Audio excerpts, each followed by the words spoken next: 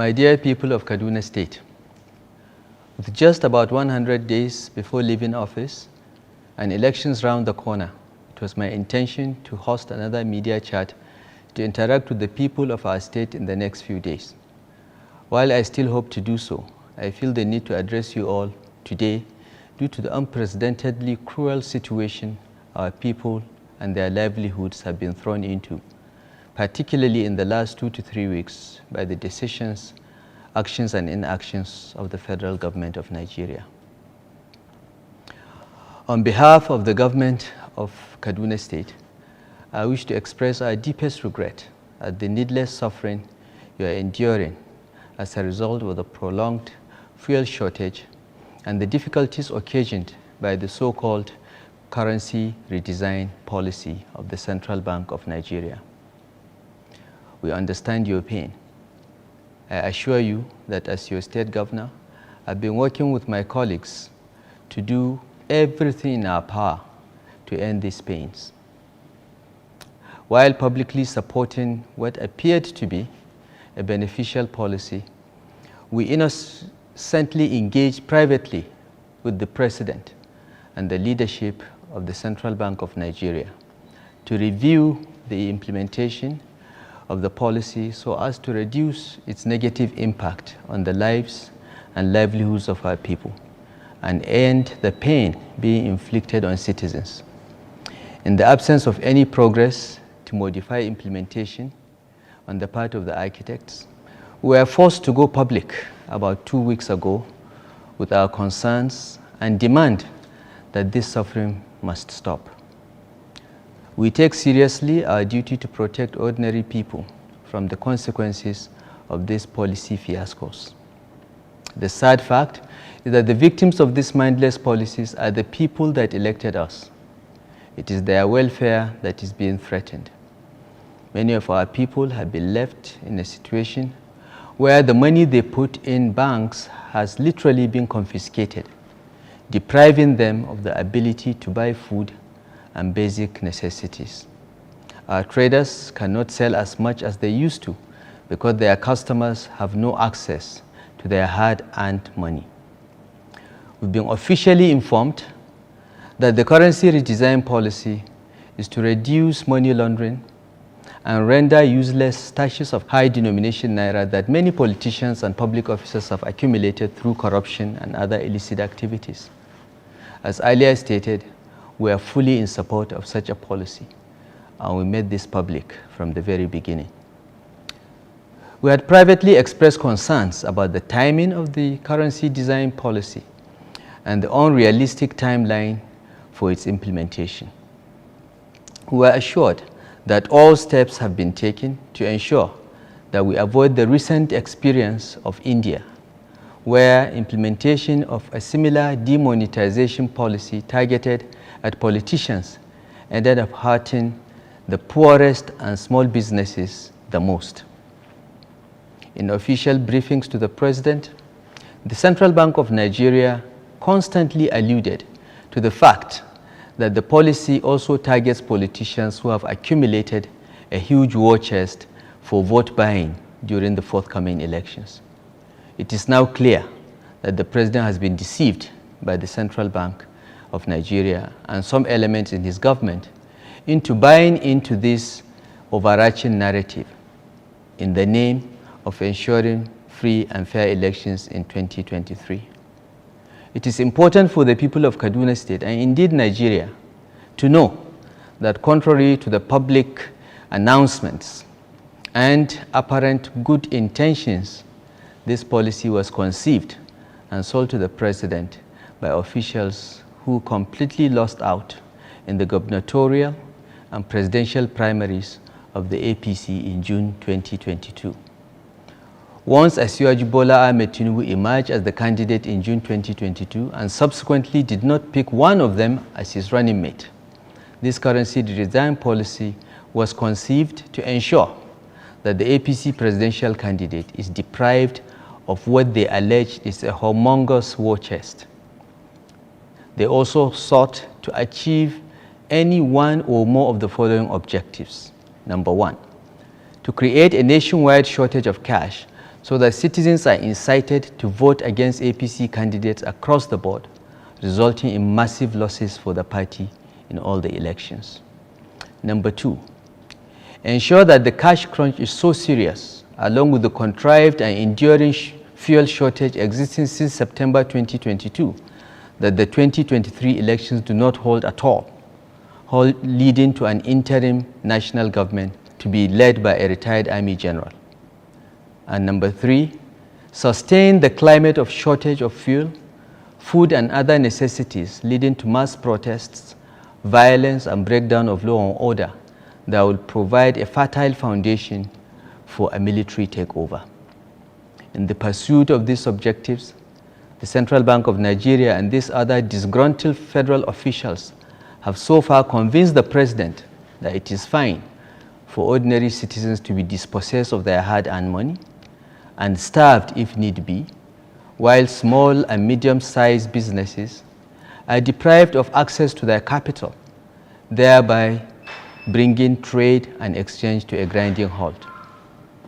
All our efforts to modify implementation of the policy to avoid what we assumed were unintended consequences were unsuccessful.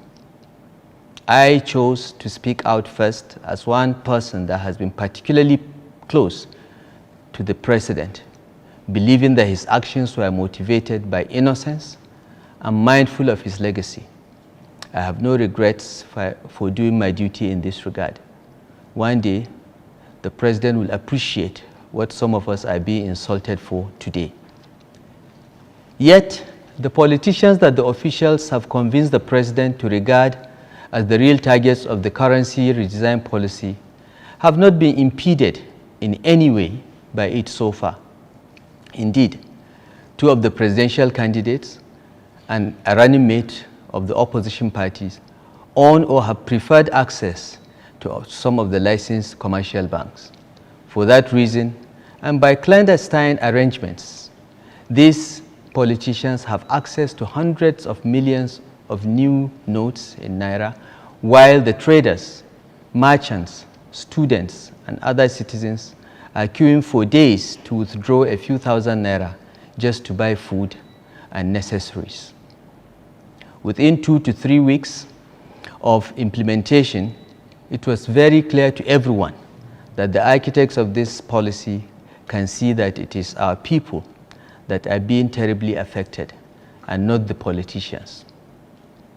It is quite unfortunate that many politicians who either own banks or have privileged access to money in cash are so insulated from the pains of Talakawa that they are recklessly endorsing a policy that is being badly implemented. I'm referring here to the comments by the candidate of one of the opposition parties who expressed opposition to the recommendation first of the APC state governors and subsequently of all the governors under the auspices of the Nigerian Governors Forum that the implementation timeline be extended to enable old and new notes to be legal tender side by side until the cash shortage ends. My dear people of Kaduna State, let me explain how the architects of this policy intentionally designed it to fail. The total currency in circulation in Nigeria was estimated at 3.2 trillion naira at the end of 2022. According to the Central Bank of Nigeria, 2.1 trillion has so far been withdrawn as at early February. The CBN also claimed that 700 billion is the amount of cash needed for their functioning vision of a cashless Nigerian economy.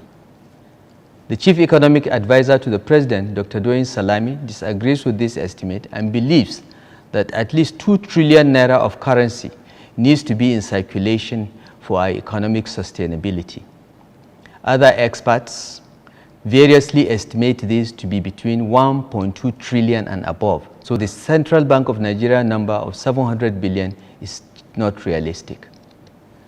The CBN informed the president at the very beginning that the Mint, that is the Nigerian Security Printing and Minting Company, has enough capacity to print the needed currency in circulation within the 6-week time frame for the so-called cash swap.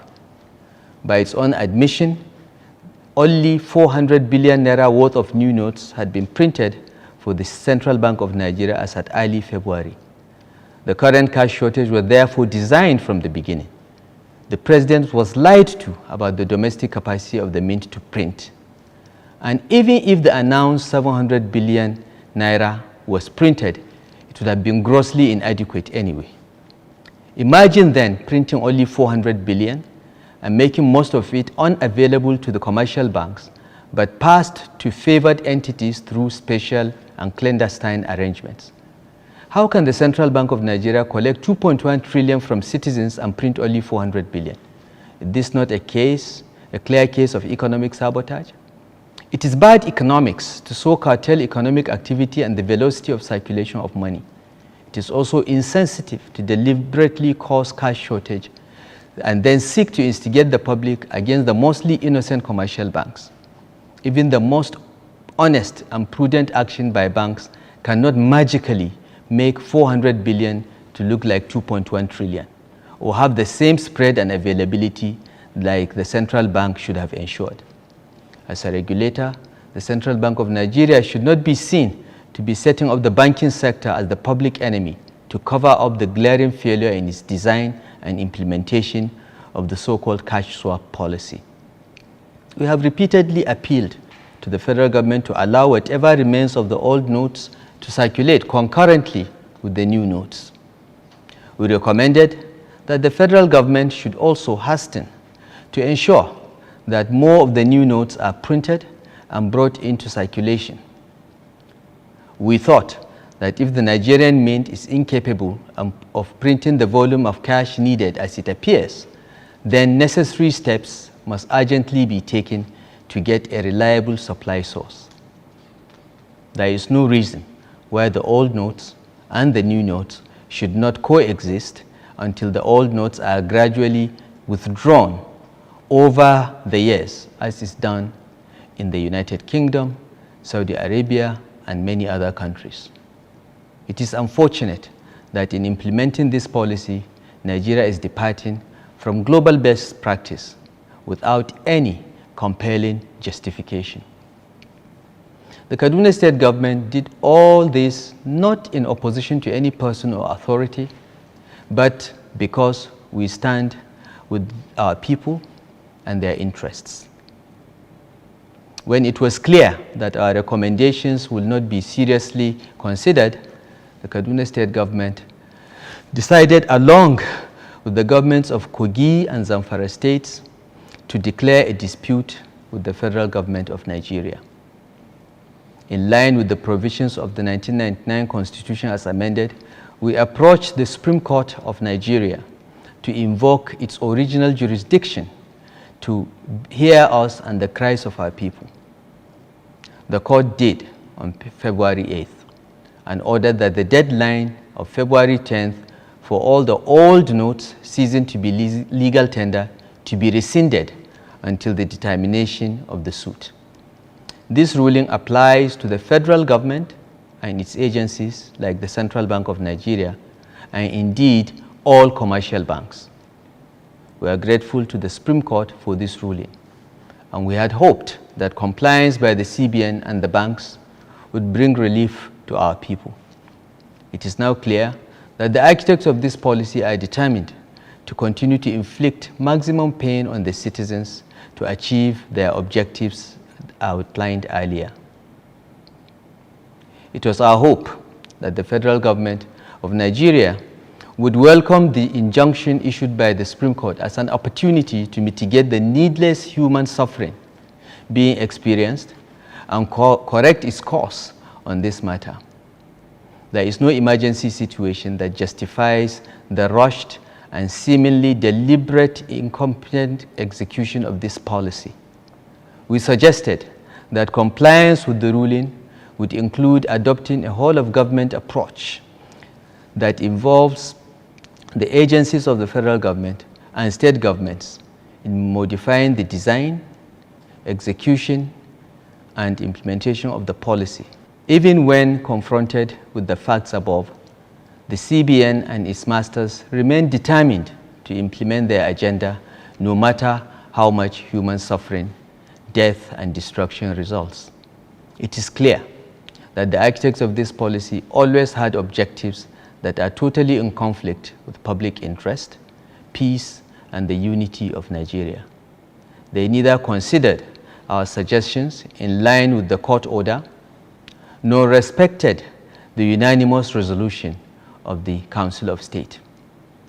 It is also quite revealing that the federal government and its agencies not only disobeyed the February 8th ruling by continuing to say the February 10th deadline stands, it is also shocking to see the blatant violation of the subsisting and continuing order of the Supreme Court that all the old and new notes should continue to be legal tender until it gives judgment in the case filed by the Kaduna State government along with several others. The address by the President earlier this morning, limiting the legal standard status of old notes to only 200 naira, amounts to total disregard and disobedience of the ruling of February 8th, which was extended further yesterday by the Supreme Court of Nigeria. The misguided action of the Attorney General to mislead the President into engaging in this public violation of the order of the highest court of the land shows how desperate the policy architects are to cause national chaos by showing open contempt for the judiciary. The decision to recognize only 200 naira as legal tender till April that the President announced this morning was offered to the state governments as part of proposals for an out-of-court settlement 3 days ago. The federal government asserted that this was offered because all the old 1,000 naira and 500 naira notes had been destroyed. We rejected the offer and proved to the officials that not a single high denomination note had been destroyed. We also believe that circulating 200 naira only to be inadequate in alleviating the suffering that we see every day in our states. We insisted that all the components of the Supreme Court order should be complied with fully. But back home, what do we do here in Kaduna State? My dear people of Kaduna State, with the foregoing revelations, it is clear that our peaceful coexistence as a state and a nation is being placed under deliberate danger using the intentional combination of fuel and cash supply disruptions. These evil people, using the instrumentality of the federal government and the President as convenient covers, are willing to truncate our democracy because they have personally lost out. They are massively deploying resources and tools to defeat the political party that gave us all the platform to serve the country, just because they could not impose the candidates of their choice on us. Let us not help them achieve their objectives. Let us stay calm and peaceful and support the lawful means being utilized to solve our problems. On behalf of the Kaduna State government, I wish to assure you that none of you would lose the money you have in old notes. Let no artificial or illegal deadline frighten you. Whether you live in towns, villages, or in our isolated rural communities, do not feel stampeded to deposit your old notes into the banks. Hold on to them. Continue to use them as legal tender as ordered by the Supreme Court of Nigeria. No deadline can render them worthless, ever. The law is on your side. The Central Bank of Nigeria Act 2007 in Section 20, subsection 3, and the Bills of Exchange Act both oblige the Central Bank of Nigeria to recognize your old notes and give you value in new notes whenever you bring them to the CBN, even in the next 100 years. Therefore, as your governor, I wish to assure you that the Kaduna State government, in collaboration with elected legislators, our traditional institution, elected local government councils, markets and traders associations, and so on, will help you collect, record, document, collect, and deliver all your old notes to the Kaduna branch of the Central Bank on your behalf into the new ones immediately after the elections. We'll also ensure the delivery of your new notes to your various locations without any hardship or expense on your part. We shall save you any panic and the stress of a long journey from your community to the CBN office in our state capital from March until the end of December 2023, if need be, by the grace of God. For the avoidance of doubt, all the old and new notes shall remain in use as legal tender in Kaduna State until the Supreme Court of Nigeria decides otherwise. I therefore appeal to all the residents of Kaduna State to continue to use the old and new notes side by side without any fear. The Kaduna State government and its agencies shall seal any facility that refuses to accept the old notes as legal tender and prosecute the owners. If need be, we shall take further consequential actions available to us under the law. While I urge you all not to fall for these antics of the enemies of Nigeria, please be patient and continue to exercise resilience in the face of open provocation and deliberate disinformation. We encourage you to be ready with your permanent voter's card to vote in the February 25th Presidential and National Assembly elections. We are doing all we can to ensure that it is peaceful, orderly, and hitch-free. I appeal to you to understand the shenanigans of these unpatriotic elements in Abuja and ensure you vote massively for the intended victims of these last-minute policies of needless hardship and incitement of the citizens. Our party, the APC, and the candidates in all the elections. The Kaduna State government is making this appeal and taking all these measures to shield our people from the terrible consequences of the currency redesign policy. We seek to protect our people's hard-earned money, their ability to engage in trade and exchange, and buy what they need. We also seek to protect their civic rights, liberties, and freedoms under a democratic dispensation. I call on the people of Kaduna State to remain peaceful and vigilant in the face of brazen attempts to engineer crisis in order to get a pretext for unconstitutional or undemocratic actions. In conclusion, our presidential candidate Asiwaju Bola Ahmed Tinubu has asked me to convey his greetings, empathy, and words of encouragement to the good people of Kaduna State. He urges us to remain patient, pray for our country, and remain vigilant in our pursuit of renewed hope. Thank you all for listening. God bless Kaduna State. God bless the Federal Republic of Nigeria.